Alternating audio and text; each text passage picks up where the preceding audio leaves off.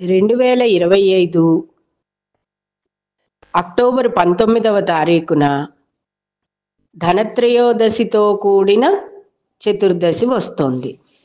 ఆ రోజున మాస శివరాత్రి కూడా, అంటే ఆశ్వయుజ బహుళ చతుర్దశి నాడు ప్రదోష కాలంలో సంధ్యా సమయంలో శ్రీ పరమేశ్వరుడికి అమ్మవారికి మనం సంధ్య పూజలు చేస్తాము. అభిషేకాలు, రుద్రాభిషేకం అది చేసుకుంటాము, గౌరీ పూజ చేసుకుంటాము. దీనికి 2025 అక్టోబర్ 19వ తారీఖు సాయంత్రం మాస శివరాత్రిగా తీసుకోవాలి ఆ చతుర్దశిని. ఇక త్రయోదశి రాత్రిగల పూజలు వాళ్ళకి 18వ తారీఖు సాయంత్రము, పగలు పూజలు వాళ్ళకి ధనత్రయోదశి చేసుకునే వాళ్ళకి అక్టోబర్ 19వ తారీఖు ఉదయము పనికి వస్తుంది. ఇక నరక చతుర్దశి స్నానాలు 2025 అక్టోబర్ 20వ తారీఖున ఉదయానికి చెయ్యాలి.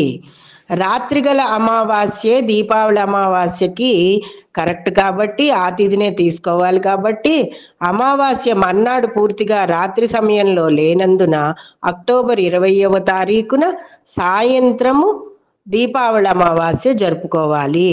అక్టోబర్ 20 ఉదయం నరక చతుర్దశి స్నానాలు, అక్టోబర్ 20 సాయంత్రం దీపావళి అమావాస్య పూజలు చేసుకోవాలి.